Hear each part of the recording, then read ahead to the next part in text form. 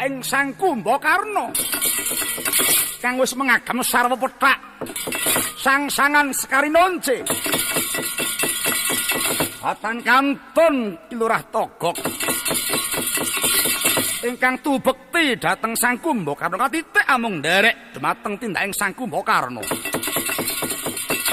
tumapaing padha ngorekaken bumi temahanggikah Bathari Pertiwi.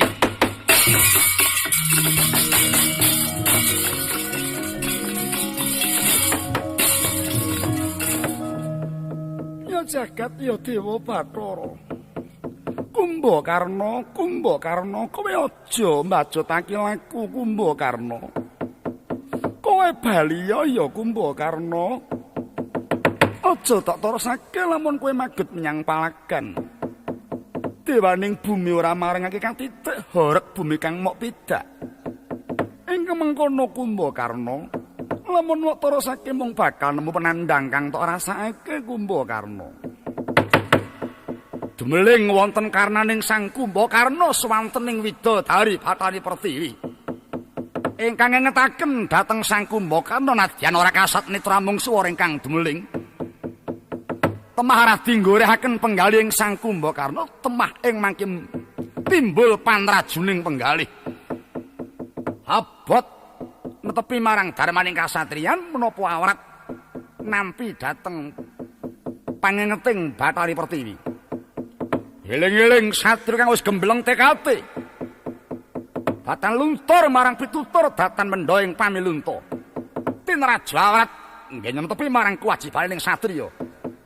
Persasatan rinewes Bathari Pertiwi ngengetaken katitik biya ngajeng nglampah Sang Kumbakarna. Gok aja mandhek ayo enggal maju nyang paperangan.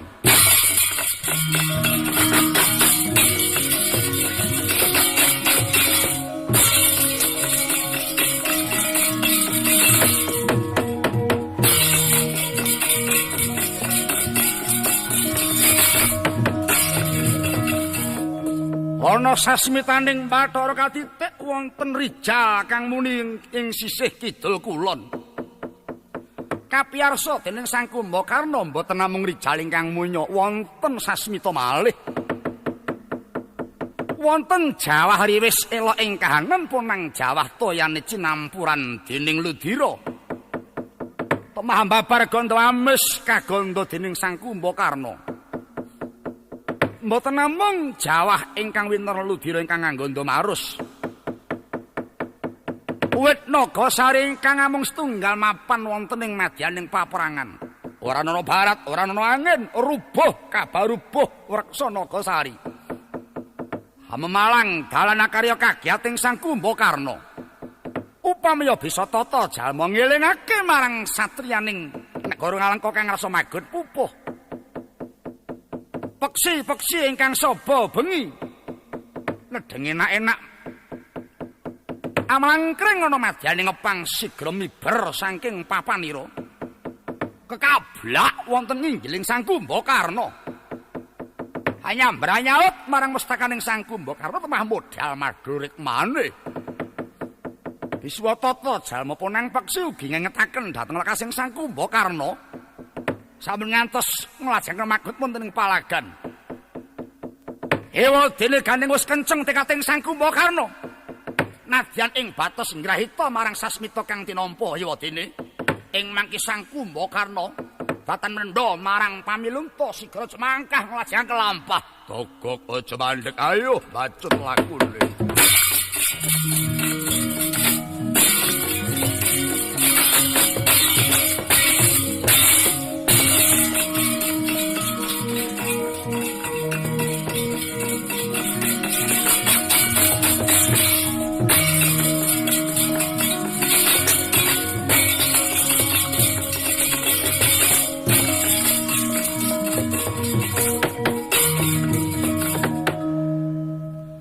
Raden, Togok apa?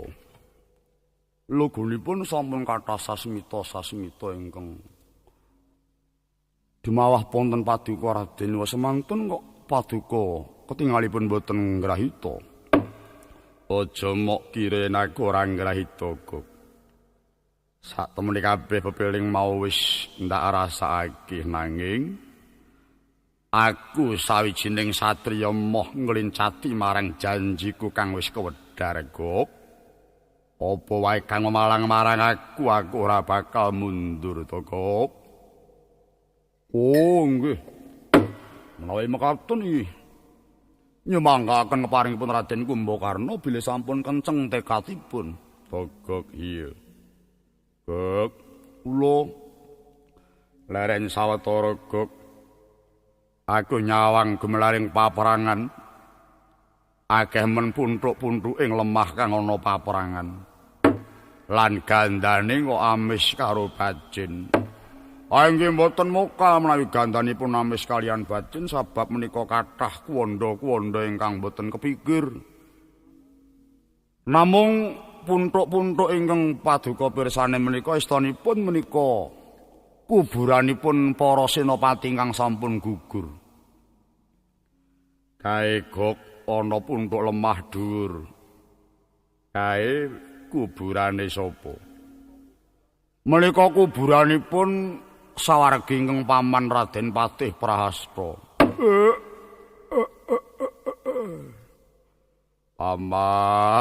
Paman suwe ora nyumurupi weruh-weruh wis dadi punthukan lemah kaya mengkono. Semono darmane paman nggone mbela marang negarane, Gog. Nggih.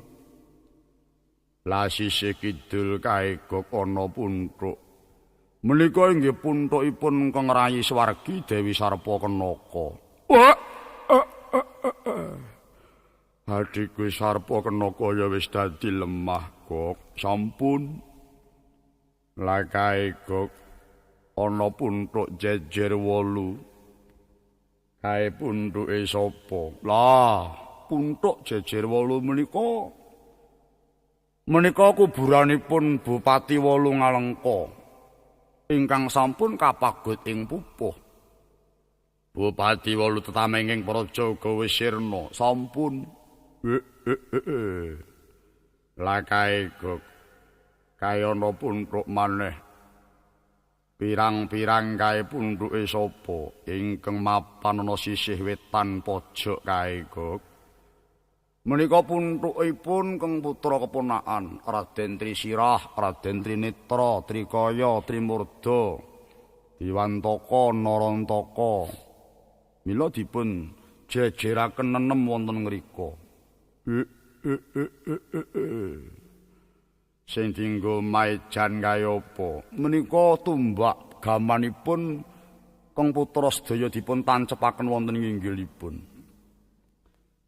Kae sing ngubur wong Alengka sanes. Lah sapa? Ing ngubur para Rewanda. Malah Rewanda sing ngubur. Nggih. Dados sampun dados pakulinanipun para Rewanda menawi bibar mejahi ingkang dipun pejahi dipun kubur piyambak. Menika para Rewanda. Tur elokipun Rewanda menika menawi perang boten ngawur. Menawi sekinten menika mawa bebayani mesti dipun pejahi. Ning menawi wadya-wadya ingkang boten patos penting-penting niku boten dipateni lho. Niku eloke teng ngriku niku. Dadi sing dipateni niku sing gembong-gembong. Sing disirnake niku sing kira-kira bebayani niku. Nek sing boten pati penting niku mung nggih mung dikalahke ngoten mawon ning boten dipateni. Lah. Ing atase wanara kok semono pikirane. Lah nggih cobi to. Tur ajine penggandan niku nggih ampuh kethek niku. Digondo sajak iki penting, gruduk riyen pateni. Digondo sajak penting pateni. Lho niku.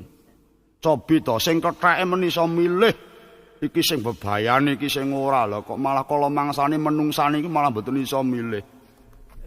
Anggere gething terus gething sek tanpa dipetung lho niku napa kalah kalih munyuk. Iya. Wah, muga kena kanggo pepeling Gog marang tumandanging Purwadya Ngalengka aja nganti ngawur. Wong nggih. Pancen niku sing digoleki mung deleke tok mawon kok. Sing rucah-rucah niku mung dielekke, dikalahke terus dielingke, didandani. Mengkono nggih.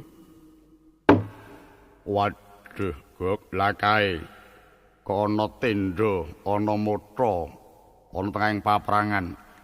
Nika pesanggeranipun para wanara balanipun Prabu Rama Wijaya. Lanjur kuburane anakku sing endi, Gok? Wah, kula malah dereng ngertos. Anakku wis magut pupu nanging katriwandan, Gok. Ana sisih ngendi, Gok, kuburane anakku? Wah, kedadipun padosi rumiyin.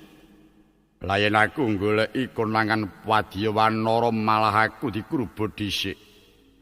Ingkang madosi mestenipun kula. Kowe ya semono uga ngelingi nek kowe iki wong alengka mesti kowe disujanake para riwanda. Lah, ngaturi wuni ngondelalah kopiah. Para riwanda niku nek kalih kula niku nggih apik mawon niku. Lho. Ora duwe rasa sujana mboten. Dados kula niki bebas ten pundi-pundi. Kala mangsa sok kula tuwi ten nggen pesanggraning riwanda nggih disuguhi, nggih disukani rokok, nggih dielingke wedang. Dadi saged nitik para riwanda kalih kula niku margi pun saged ngrasa, oh iki togok iki ora wong apa-apa, ora mbebayane iki. Togok iki ya mung bau. Togok iki ya mung butuhe wareg. Ora ngerti apa-apa, mula ya wis kudu dicedhaki lho niku. Teng mriki niki beja kula. Pancen kula nggih suwung kok. Kula niku suwung. Kula niku gawean kula mung golek nyekek kali nelek. Liyane niku pun mboten wonten kok gegambaran sing nika-nika napa kula menajeng pengin dadi ratu blas. Babar pisan mboten. Wah iki wanci panglonggok, dasare kok iki udan riwis-riwis. Mung kilat tatit kang sesautan aku ra nyumurupi marang kunarapane anakku. Uni kenjang gandeng langit tot-tot. Katon dari cintangin sang mawes gandrung.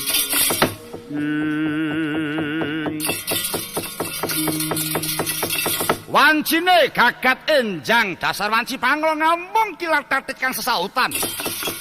Dasar Jawa riwis-riwis. Kebiarin tatet ketatak nyoroti dateng kunarapanipun sang aswani kumbo dalah kumbo-kumbo ingkang daring kapetak. Mulat sang kumbo karo giyon hambengok njolo muruki dateng pernaing kunarapanipun kang putra. Wah, anakku wae.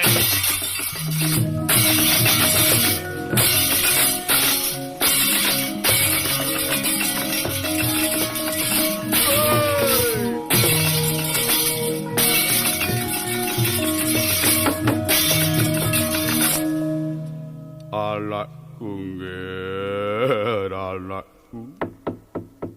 Aswani kumbolan kumbo-kumbo. Ora nyono kowe urung kapetak nggih kunarepamwana kene barengi ana kebyaring tatit nyunari karo kowe. Aswani kumbo-kumbo kowe ora manti dhewe wong tuamu kang bakal mbelani nggih. Para prajurit wanara ayo papakno yudaning Kumbakarna iki ya.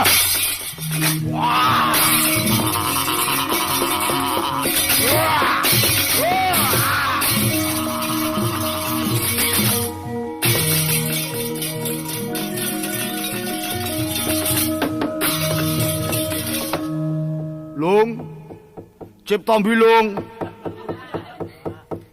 Apa Kang? Aja ndelik kowe iki ngetokno raimu. Ana apa Kang? Kalau Raden Kumbakarna bareng nyemurupi kunarapane putrane sekarone. Kaya ginugah karekati banjur kuroda nyang paperangan. Ayo Lung ditutke kaya ngapa pengamuking Gustimu. Ayo Kang.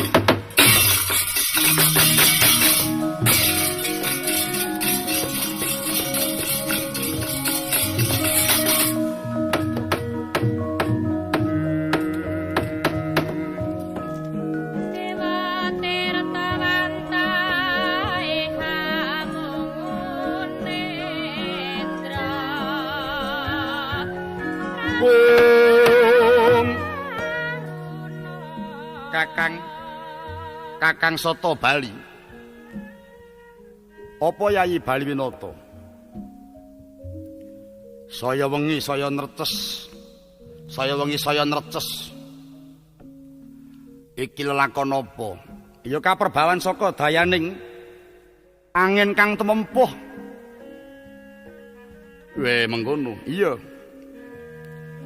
Kowe biyen bisa mateni sapa?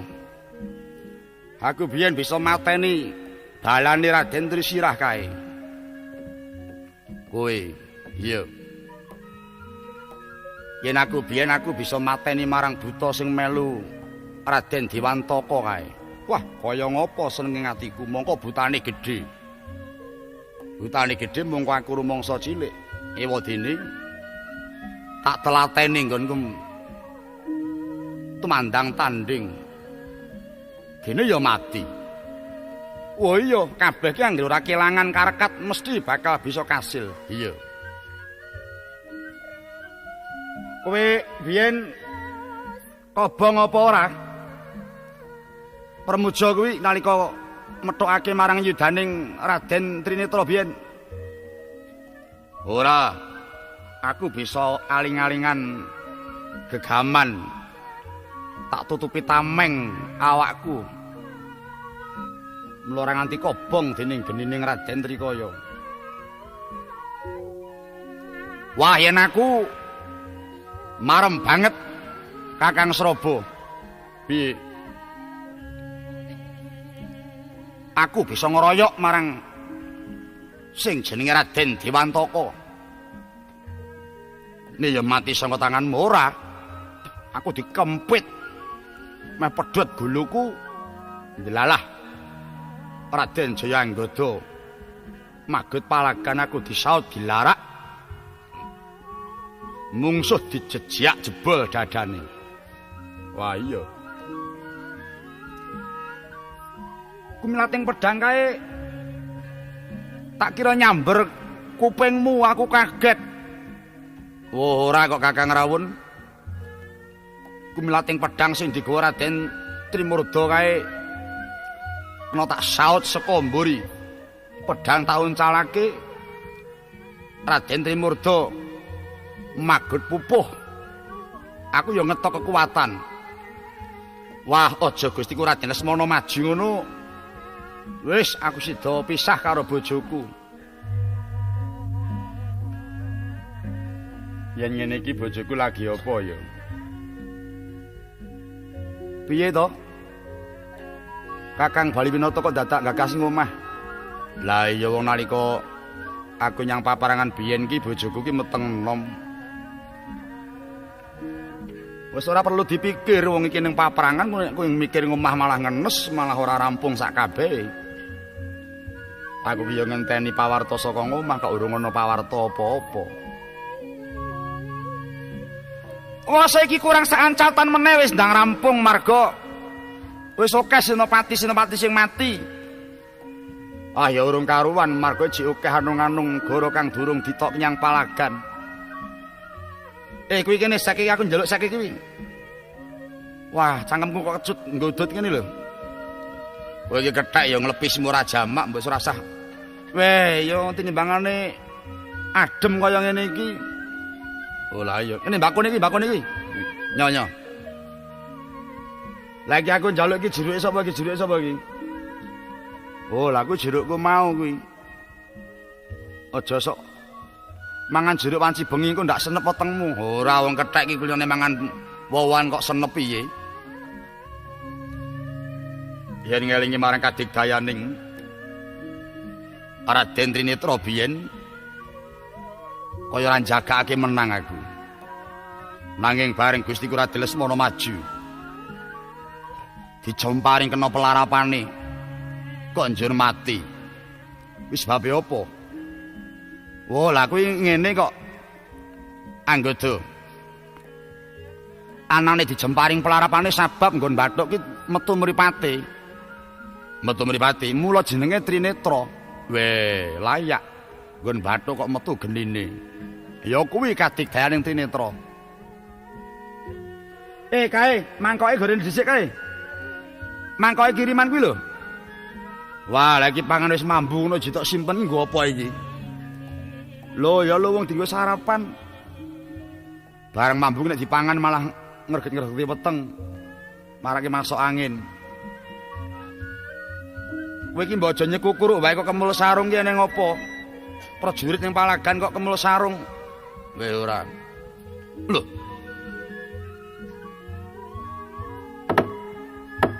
Lho. Di.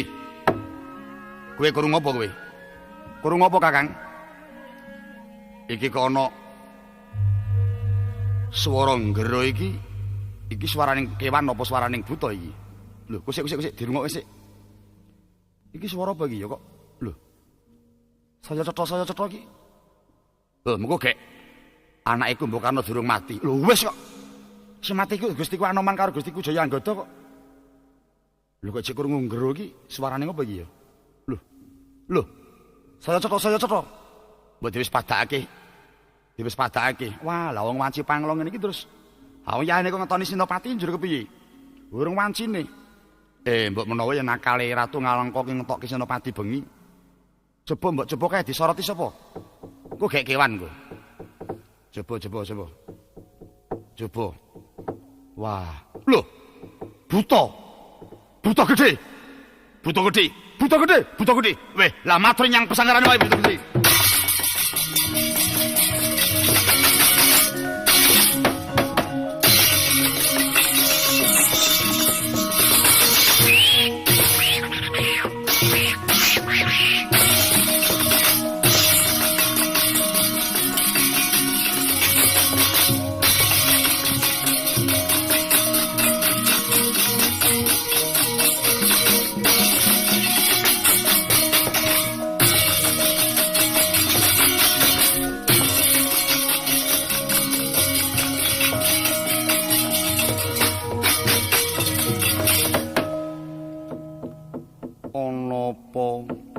Patehanila sowan mring ngarsaning sun. Nuwun parang matur sinuwun.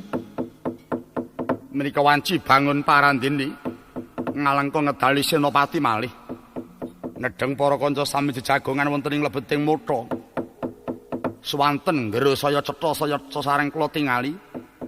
Wonten raksasa ageng sak gunung inggilipun.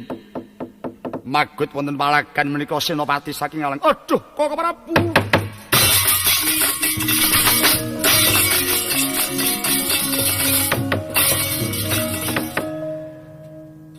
Prabu punden kula paduka sesembahan kula sinuwun boten pangling menika kadang kula sepuh Kakang Mas Kumba Karna. Namung kenging menapa Kakang Mas nalika semanten babar pisan boten jimbuh kalian penggalihipun Kakang Dasamuka. Semanten ing mangke lajeng manjing dhateng palagan. Kirang ndungkap manah kula menapa inggih leres menika badhe ngadoni dados Senopati. Duh Koko Prabu. Dipun keparingaken kula badhe mapakaken dhateng kadang kula badhe ngimutaken dhateng kadang kula. Nyata laruta saking godha sang guru kula. Yamata tangkri.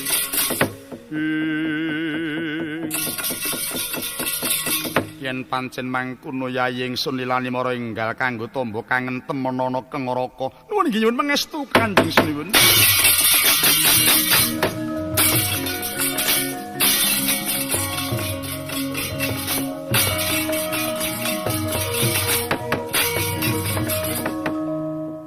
Kakang Narapati Sugriwa. Nuwun wonten dawuh.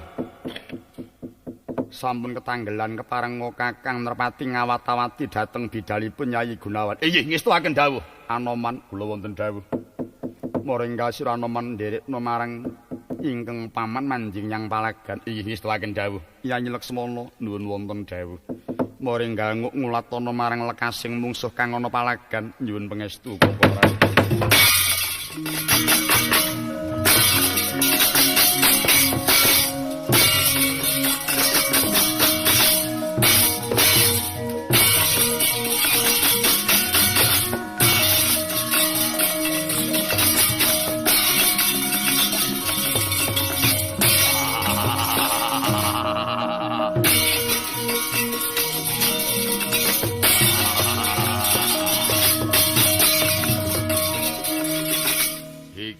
para wanara kang ngrusak negaraku.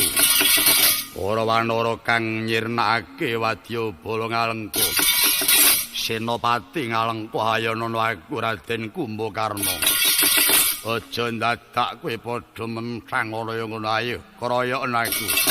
Para wadyawanara iki kroyok.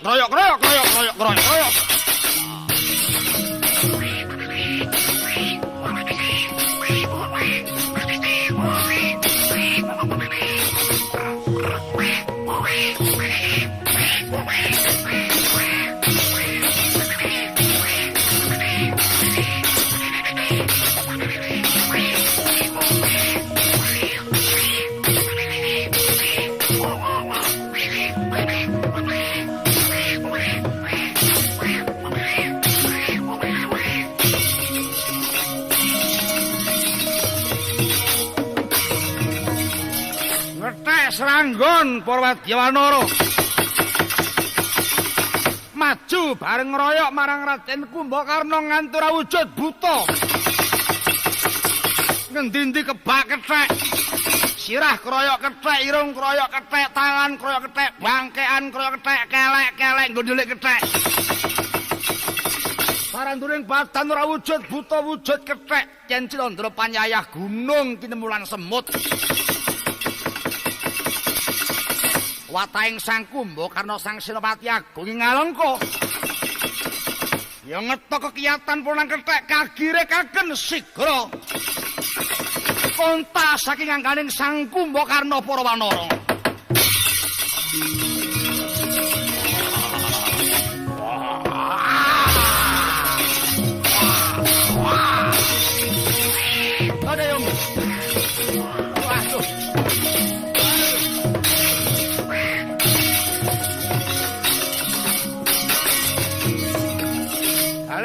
Galiyah lampahing Sang Kumbakarna. Suku kanan ngidyak kethek, suku kiri nyandung kethek. Watan mokal lamun akeh para wanara kang katriwandan dadi banten pangorbanan saking Sang Kumbakarna.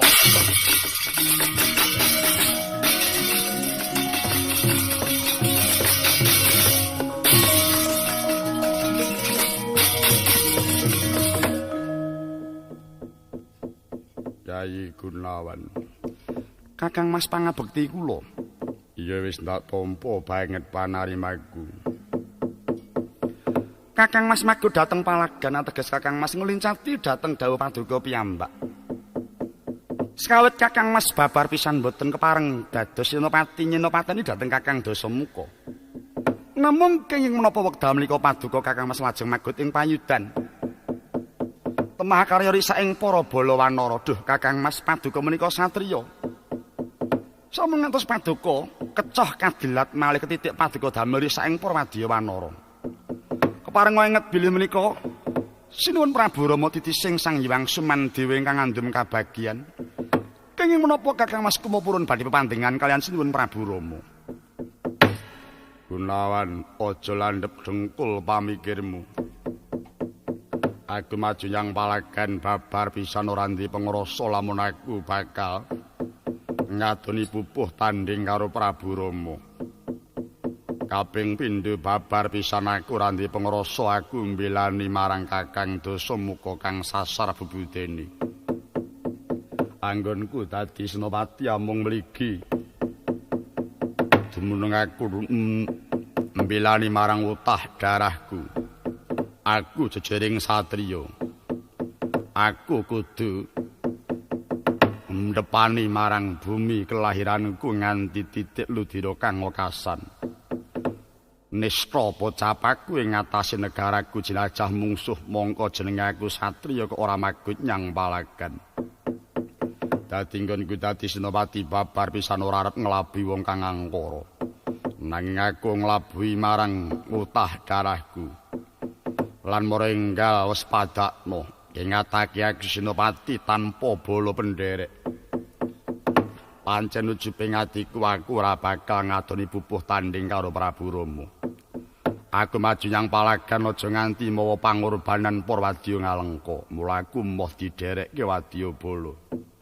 Lan merenggal wis padakno sandangan kang ndak agem. Aku ngagem sarwa putih, ngagem sangsangan kembang sembojo. Iki mujudake suci ning lelabu aku nggonku temen-temen aku ngurungepi utah darahku. Dadi kuwi aja kleru penampa Gunawan, babar pisan aku ora bakal mungsuhi Prabu Rama. Lan aku ngakoni marang suci ning penggali Prabu Rama. Aku ngakoni marang keluhuraning bebudening Prabu Rama. Sing tak mungsuhi mung kajaba mungsuh sing bakal njajah negaraku. Kudu ndak bela nganti titik ludiraku kang wekasan Gunawan.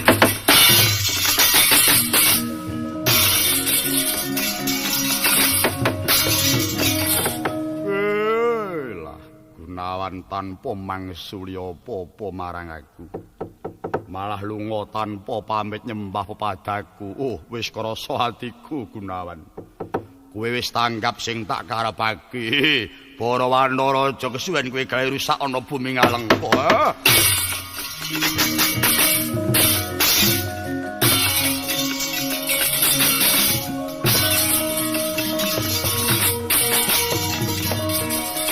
Iki sapa? Adipati Sugriwa kowe sapa? Raden Kumbakarna.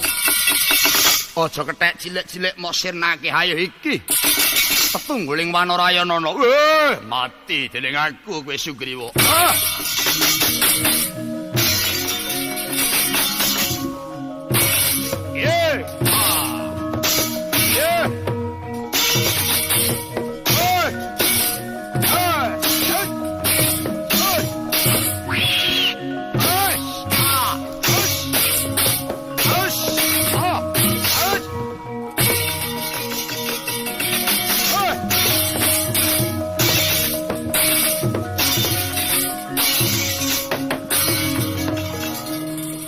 Tanpa daya Sang Sugriwa tanding lan Raden Kumbakarna. Pinithing salirane Sang Sugriwa tan bisa nggulawat. Ing mangke taneling Purwada sinalebet saking pengamuking Sang Kumbakarna. Pinulasara nganti setengah pejah Sang Sugriwa. Ya pinandhang dening Sang Kumbakarna. Tanenget Purwada Sina lan ora ngerti lamun wis ana dadaning Sang Kumbakarna saliraning Sang Sugriwa. Mulat Sang Anoman.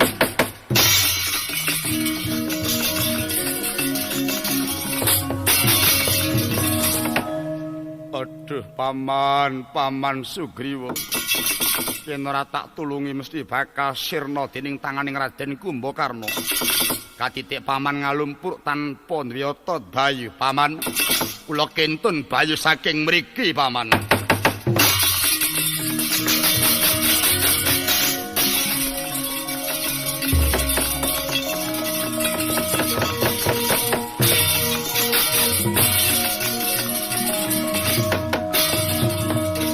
Sang Anoman nglempakaken angin sak jagat winardining bayu. Kinentunaken dhateng Sang Nerpati Sugriwa. Ing mangke Sang Sugriwa dupi kamarutan saking dayaning Sang Anoman. Pungun-pungun gregah ngetok kekiyatan. Sakala gyonjala saking dadaning Sang Kumbakarna. Tanganing Sugriwa kanan kering nyepeng kupinging Raden Kumbakarna. Tutuking Sugriwa sigra nyathek dhateng grananing Sang Kumbakarna. Sinarengan sukuning Sugriwa mancad dada. Rasaning pamancat barengi marang rasaning panyepeng kuping. Dadak sakala irung gruwung kacokot Sang Sugriwa kuping sigra pisah saking mestaka. Dada jejak sigra njala saking papan uwa saking cengkerman Sang Sugriwa.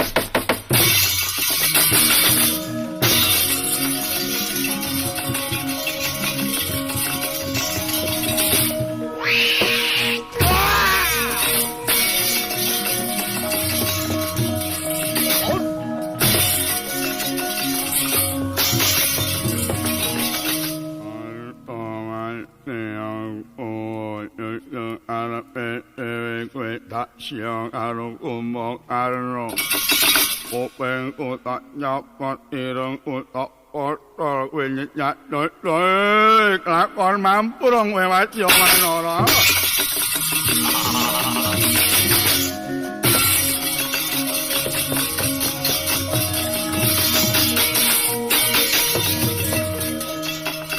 Surum tiwangkara kingkin lir manguswa kang layon penya ilang memanis wakananira landu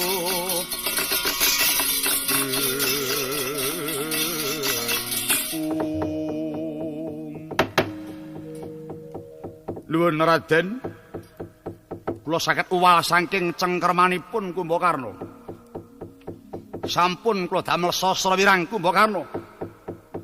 Irung sampun kula gruwung, kuping sampun kula potol.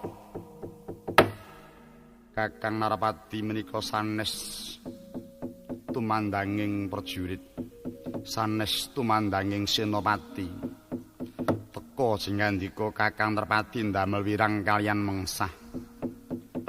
Kados mekaten kula mboten pantes katulat lekasipun Kakang Narpati Sugriwa. Menawi pancen andika Kakang satunggiling senopati ingkang sekti Mandraguna mboten mekaten menika lekasipun Sang Narpati. Aduh Kakang Mas, sampun nampa panjang wirangipun kadang kula sepuh Kakang Mas. Mugi keparenga paduka enggal tumuli nyampurnakaken dhateng kadang kula werda ingkang maha mbek suci kala wau. Yayi Gunawan bakal ndak tindakake Yayi.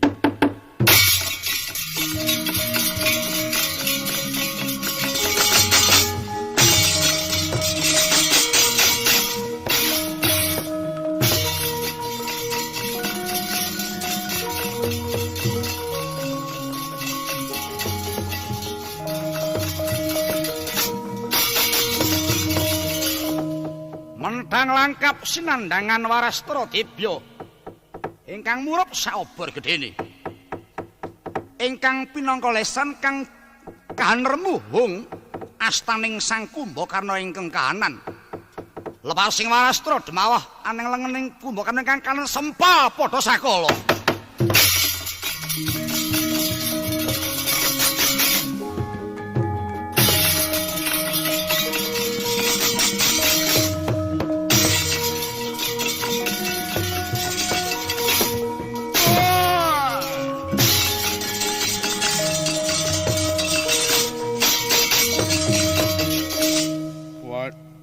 Waduh, karepe dhewe ana satriya ingkang gawe wirangku. Tanganku kang kanan dipisahake karo pundak. Wangune ngerti lamun tanganku kanan tanggo ngobat-abetake koto. Para wanara maringkal tampanana pengamuk kowe ya.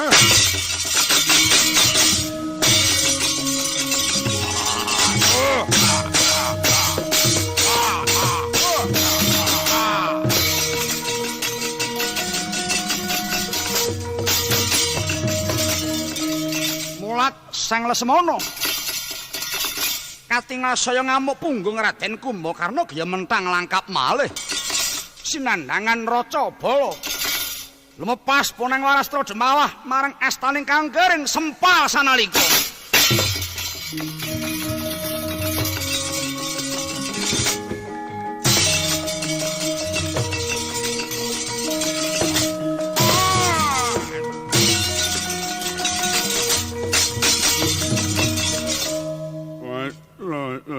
Karepe dhewe wah saya ngilangi kekuatanku ora bisa nyekel koto.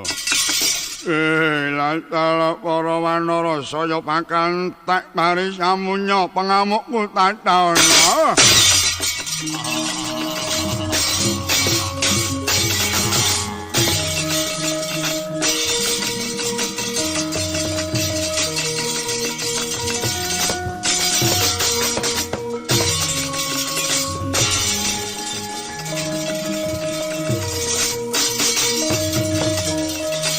Sang Lesmana saya giris nyumarapi dhateng pengamuking Sang Kumbakarna mentang langkap malih sinandang marang Warastra Sekti lepasing Warastra dumawah marang wontesipun Sang Kumbakarna ingkang kering pedhot saknalika.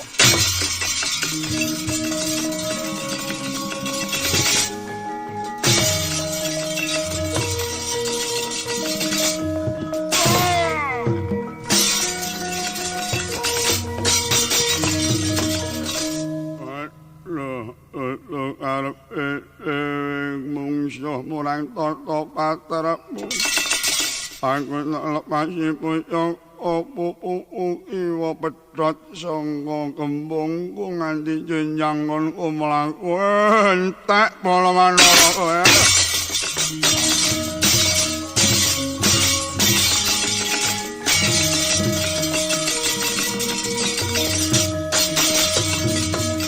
Amung kantun suku sajuga parandene pengamuke kaya gajah kelangan serati.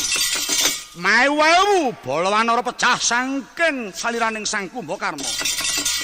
Mulat Raden Laksmana sigra mentang langkap malih sinandhangan Warastra Debya. Lepasing Warastra Demawah marang suku ingkang kanan pedhot sakala.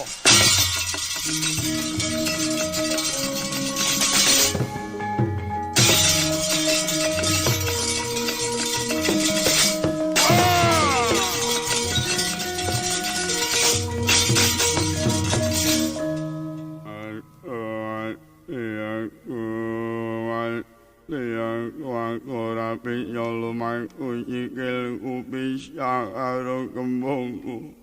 Ojo dawa wirang karo aku lak gelundungin tak wadya manara.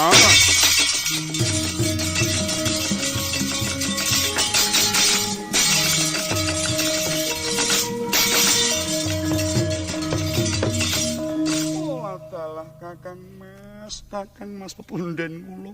Nyuwun dhateng paduka Kakang Mas sampun ngantos kedangun mugi enggal kasirnakno. Kauntapno kadang kula dhateng resaning ayunan. Iya Yai, bakal ndak tindakake ora kesuwen Ngaraka Anandang Katriwan dan ndak sengkake suwan mring ayunan. Bumi gonjang kanjeng langit kelap-kelap. Tata lirikin sanging sang maweh gandrung. Kantun wekasan Sang Lesmana mentang langkap sinandhangan Warastra Debya Kyai Sura Wijaya. Lepasing Warastra Demawah aning dadaning Sang Kumbakarna dadi lan sedaning Sang Kumbakarna gugur nemadyaning palagan.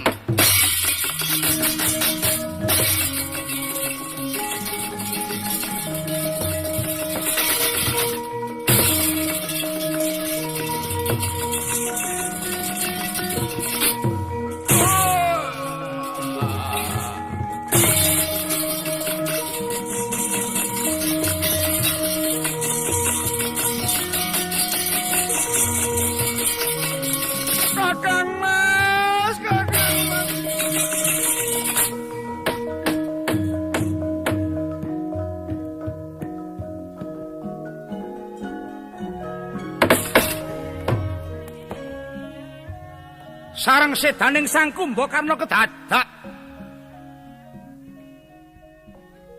Prataning Dewi Kesenoan ingkang semusul kang raka manjing palagan. Dupi winang ngraka ingkang sampun gugur wonten palagan. Segera dalah kamta kang ngrungkepi dhateng pepadanipun ingkang ngraka Dewi Keswani. Saking sanget nyemuwun nganti tan ngedalaken waspa netrane.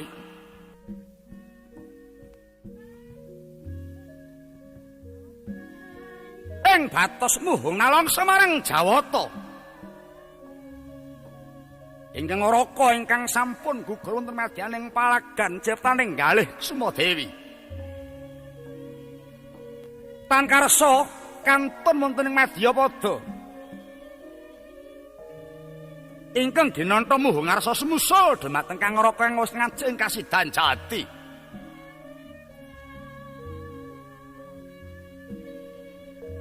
Kamarutan saliraning Sang Dewi Sigra pungun-pungun nenget Purwadaksina.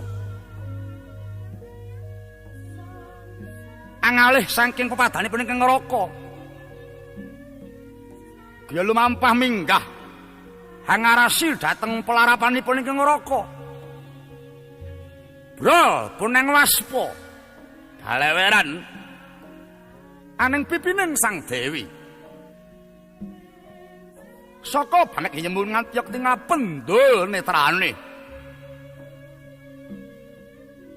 Sinawang sawetawis pasuryanipun ingkang Ngraka mesem ing Wardaya. Nyumenapi dhumateng ingkang Ngraka ora montor-montor seda panyayah sare.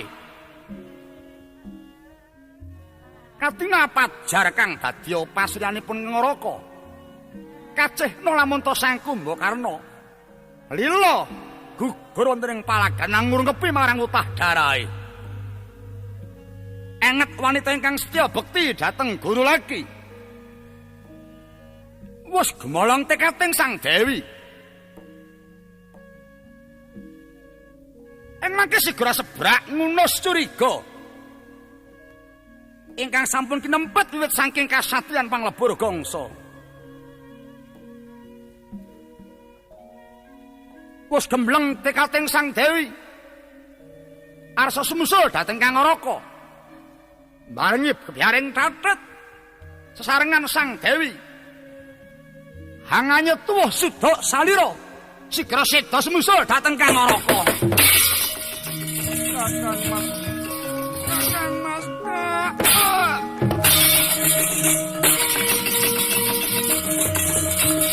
Kakang, aduh Kakang Mas, aduh Kakang Mas.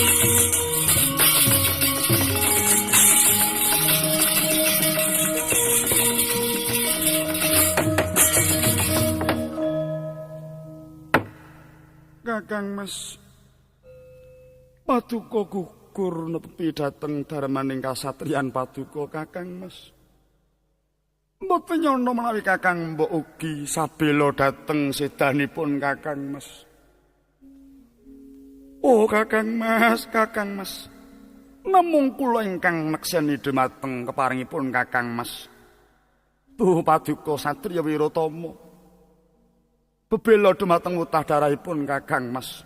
Kakang mbok nyata Paduka wanita ingkang sulistya ing warni kandhas dumugi ing penggalian Paduka. Katitik Paduka sabela dhateng sedanipun kadang kula werda Kakang Mas Kumbakarna. Kakang Mas kula nyuwun pangapunten sedaya kelepatan kula Kakang Mas.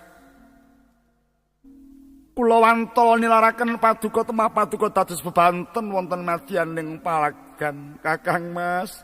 Kakang mbok kula suwunaken ngarsaning Gusti Kang Karya jagat mugi kumaranipun Kakang mbok tansah makempal kalian Kakang Mas Kumbakarna. Yayi Gunawan Kudawisana. Kula nuwun wonten dawuh. Sakabehing ditahamu manut marang lakuning kodrat. Sedane Kang Ngraka ora seda siya. Nanging tetep bakal larum ngambar asmane karana seda ngurungepi marang utah darahe. Kula nuwun inggih. Ingkang mengkono, Yayi, ayo enggal rinukti kumaraning Kang Ngraka lan kasuwunake ana ngersaning Gusti. Muga kumarane Kang Ngraka lan Mbak Ayumu pinaringan papan ingkang salayak lan kang satimbang marang kang dadi labuhane Yayi.